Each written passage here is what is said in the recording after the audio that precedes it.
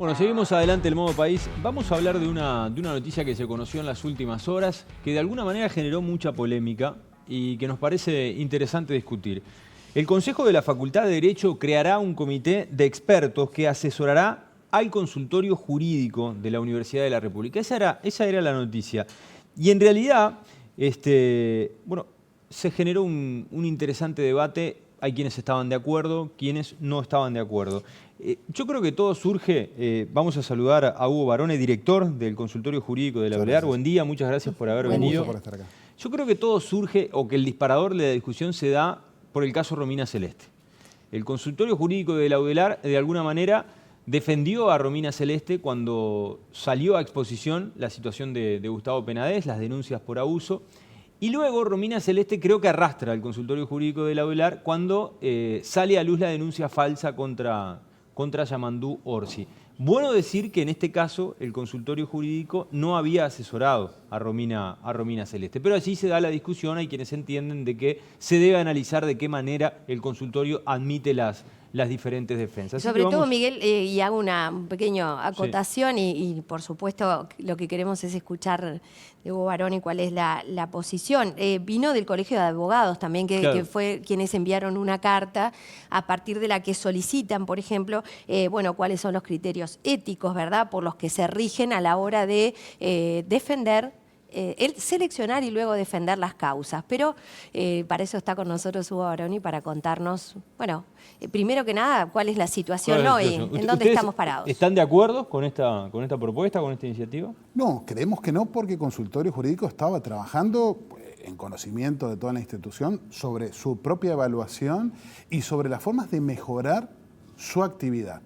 Y en esto es importante porque el consultorio es una comunidad de más de 70 expertos en actividad clínica, 400 y más de procuradores y miles de justiciables. Ustedes mencionaban un caso, nosotros tramitamos miles de procesos al año, de las más diversas materias, laboral, familia, trabajamos con las privadas de libertad, trabajamos con las personas con discapacidad, trabajamos en muchos ámbitos. Lo que sí sabíamos, y esto fue uno de los motivos por el cual cuando el consultorio está a punto de cumplir 100 años, en el 32 va a cumplir 100 años, nosotros en realidad recién a partir del siglo XXI y bastante entrado, ingresamos en la materia penal porque es un ámbito de grandes tensiones, ¿no? Para nosotros en el ámbito forense es común, porque nuestra actividad determina que cuando vamos a un litigio alguien gane y alguien pierda, pero el sistema penal, esto implica que alguien vaya privado de libertad, ¿no? Sea privado de libertad. Entonces, fue un debate importante cuando son temas mediáticos muchas veces. Y los medios recogen mucho, ¿no? Tienen mucha más atención por los procesos penales que por otros tipos de juicio. Entonces, ese ingreso se hizo de la forma más cuidada. ¿Desde qué lugar? Desde el lugar de la víctima en esos procesos, ¿no? O sea que eso no fue una decisión menor. Bueno, lo cierto es que ustedes mencionan un caso de los miles que nosotros tramitamos. Hay 23 grupos, de hecho, que están trabajando, ¿verdad?, de técnica forense, cuando en realidad siempre escuchamos hablar de uno. Entonces esto también está mostrando que hay una cantidad de trabajo más allá de este caso. Bueno, los docentes no buscamos ninguna notoriedad, ninguna.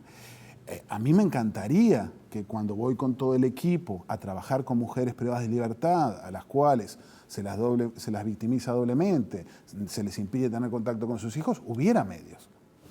No lo controlo. No hay ningún medio que se ponga en la puerta de la cárcel de mujeres a ver qué es lo que está pasando adentro.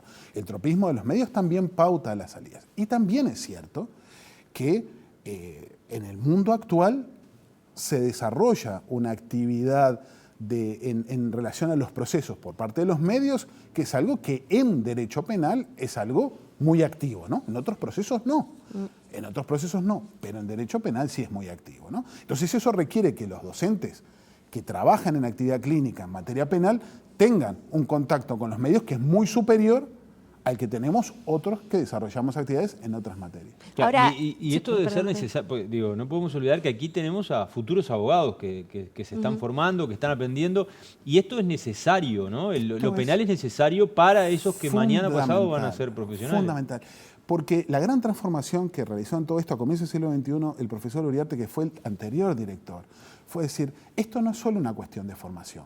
Sí, los estudiantes de la Facultad de Derecho vienen a una universidad pública. La actividad de garantía de acceso a la justicia de la Universidad República tiene que estar con los más vulnerables, que era ese el sentido, de hecho la resolución lo menciona, una actividad que ya lleva un año de evaluación, ¿dónde están los más vulnerables? ¿Para qué? Para no quedarnos encerrados en 18 de Eduardo Acevedo, por más lustroso que sea el edificio, y ir donde está la necesidad de acceso a la justicia. Ese ha sido la gran llave de cambio que hemos estado trabajando con mucha colaboración con el Instituto de Sociología Jurídica y con un gran fundamento, ¿no? ¿Para qué?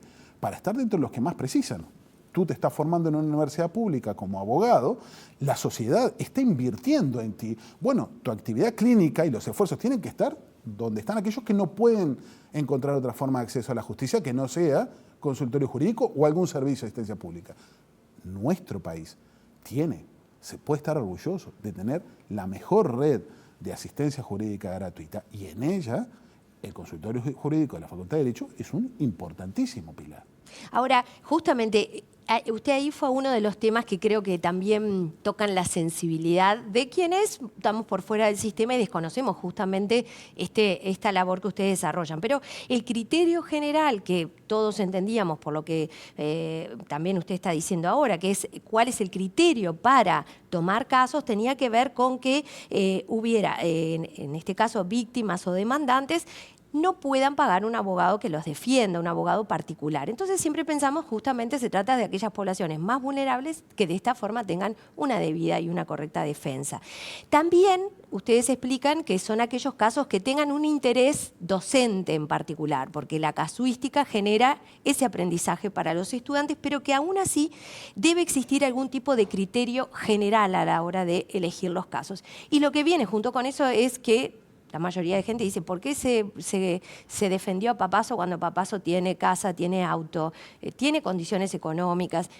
¿Por qué se eligió un caso como Papazo y cuál es el criterio que ustedes utilizan en esto de elegir cuáles son los vulnerables o por qué un caso, una defensa como la de una persona como Papazo que todos consideramos, y me sumo en algo personal a que pienso, tiene que haber personas con muchas más necesidades que Papazo que sean defendidas? Yo ignoro la circunstancia particular y esto es lo importante. ¿Por qué ignoro la circunstancia particular de un caso? Porque ni el Consejo ni yo como director tenemos poder de mezclarnos en algo que se refiere estrictamente a la libertad de cátedra, que es cómo interpreta el docente, porque esta es su libertad de cátedra para el clínico, es decir, cómo toma, ¿verdad?, el caso. Los casos vienen generalmente, salvo en lo que hace al litigio estratégico, las personas vienen a demandar, nosotros no salimos a buscar personas, salvo en lo que hace al litigio estratégico, son las personas que estando, ¿verdad?, la actividad de consultorio se acercan a buscar una defensa. ¿Sí? ¿Y ustedes evalúan si lo atienden o no? No, hay dos vertientes. Una son los ingresos, que los declaran, ¿no? Hacen una declaración jurada y dicen que están dentro de los límites que establece la normativa aprobada por el Consejo y por SS. No es un libre... Nosotros realizamos el control efectivo de que los ingresos estén dentro de los parámetros reglamentarios de acceso. ¿Cuántos son esos? ¿De cuánto hablamos? 30 unidades reajustables de ingreso. Bien. ¿Ah? Tiene algunas variantes, pero en sustancia son 30 unidades reajustables de ingreso. La persona declara, se controla, y hay otro elemento reglamentario que es, bueno, si el docente considera que esa situación tiene un importante interés clínico, ¿no? Si considera que esa situación de vulnerabilidad igual, aunque nos pasa muy seguido cuando un hogar a cargo solo de una mujer con un ingreso correcto, pero tiene varios hijos a cargo, etc. Las cargas son tales en este caso que efectivamente dice, bueno, esto amerita desarrollar la defensa porque realmente no existe más allá de lo formal del ingreso. Por eso Consultorio estaba trabajando en modificar este parámetro, ¿verdad?, de considerar solo el ingreso declarado por la persona para buscar variables que nos permitieran, bueno, por un lado, dar cuenta de la necesidad de la vulnerabilidad para el acceso y también, bueno, por si surgía alguna dificultad respecto de la declaración, ¿no? Esto funciona en base a lo que cada uno de los justiciables declara y a veces ocurre que vamos verificando que esto no sea así y esto determina, bueno, ese es el docente si en algún momento determina que las condiciones no son las que surgirían del elemento formal de la declaración, cesa de patrocinio. Esto es cotidiano, porque nosotros, lejos de querer hacer competencia desleal con nosotros mismos, porque somos los mismos abogados que estamos en el foro, lo que pretendemos es que esta actividad se desarrolle para los más vulnerables. No tenemos otro interés en esto. 1.700 pesos aproximadamente está la unidad reajustable. Claro, sí, para que tengan son 50.000 pesos aproximadamente el salario. Menos, no podría ganar más de eso. Ese es el límite general que establece individual para, o sea, cada persona, si tiene ese ingreso, efectivamente podría tener. Claro, evidentemente cuenta cantidad de hijos y hay hijos con discapacidad. Claro. Esas son las variables que después el reglamento en otros topes va manejando, pero que suben, ¿no? Barone, le consulto. Y ahora, frente a esa situación, ¿cómo se van a parar ustedes? De si esto sigue adelante y si se crea. Yo tengo la esperanza de que la institución recapacite, porque además sabe que tiene un motivo de orgullo en consultorio y no un problema, ¿no? La comunidad académica tiene el músculo como para poder resolver estas tensiones derivadas de las distintas cruces que tiene nuestra sociedad, claro, ¿no? Y que haya otros abogados que estén sugiriendo esto, ¿cómo les cae? Bueno, creemos que no hay ninguna. Para mí, como profesor titular de la actividad clínica, es muy complejo pensar que se precisan que, por más respetuosos, yo lo insisto, entre las personas que manejó el consejo está un querido amigo y además la persona que me enseñó todo lo que sé de gestión universitaria, como es el profesor Biurru, que me merece el máximo de los respetos. Pero lo que me preocupa es que la institución considere que no puede ir aquellos a los que le encomendó la tarea, que son los que la desarrollan, que son los que le están informando, que han estado estructurando la experiencia más exitosa de extensión universitaria que tiene la Facultad de Derecho y que requiere un comité de externos, con una tarea que esa sí es lesiva. Las personas son personas de bien, no tengo nada para reprocharles, y muy capaces. ¿Pero por qué le haría mal? ¿No generaría como, de alguna forma, visos de garantía para los que estamos fuera? Decir, bueno, existe un respaldo a cada una de estas actuaciones, en la medida que, como en tantos lugares, ¿no? Hay un comité de expertos. ¿Por qué le haría mal? Una vez que salimos del lugar en el que yo entiendo, cada uno cuando le ponen a alguien más dice, pero lo estoy haciendo mal, es como decirme que lo estoy haciendo mal. Pero ¿y si pensamos que te estamos apoyando en que alguien más está diciendo que está bien esta selección que se ha hecho? Yo creo que es muy pertinente la pregunta. Primero, porque la admisión dentro de los límites reglamentarios, ¿no? Una cuestión es plantear los límites reglamentarios. La admisión de casos en base a notoriedades, etcétera, ataca directamente lo que es la libertad de cátedra, el artículo 3 para nosotros.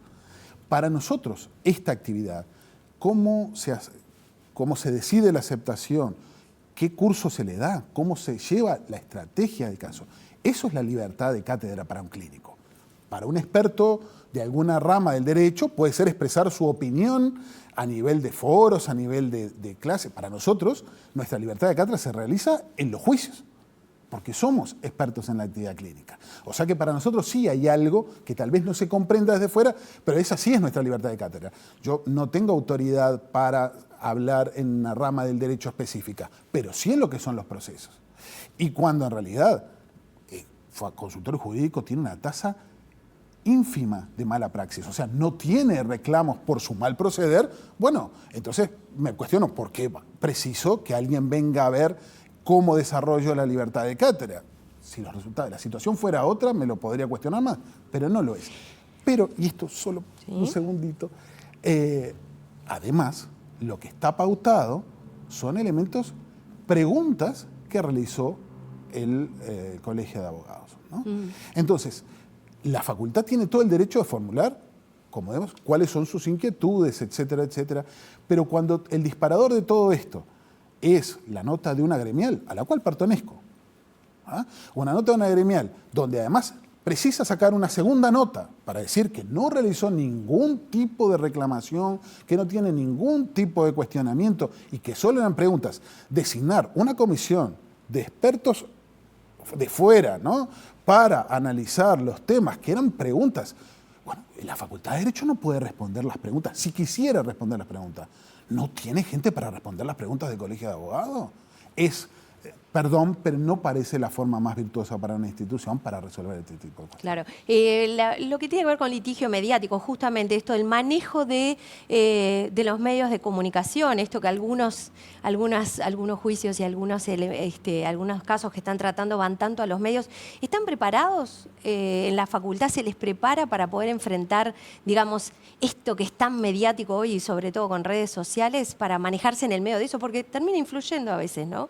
¿O podría influir? Es que justamente todo reconoce ese inicio en la transformación en el siglo XXI, de lo que fue consultorio jurídico con el doctor Uriarte. Pero claro que sí, cuando se decidió que iba a ingresar litigio estratégico, que iba a haber una formación en litigio estratégico, forma parte esencial de lo que es la litigación estratégica, la relación con los medios, la relación con la comunidad. Estamos formando gente hace más de 10 años, 15 años en todo esto. Claro que lo hay. Es legítimo que uno u otro no lo conozcan.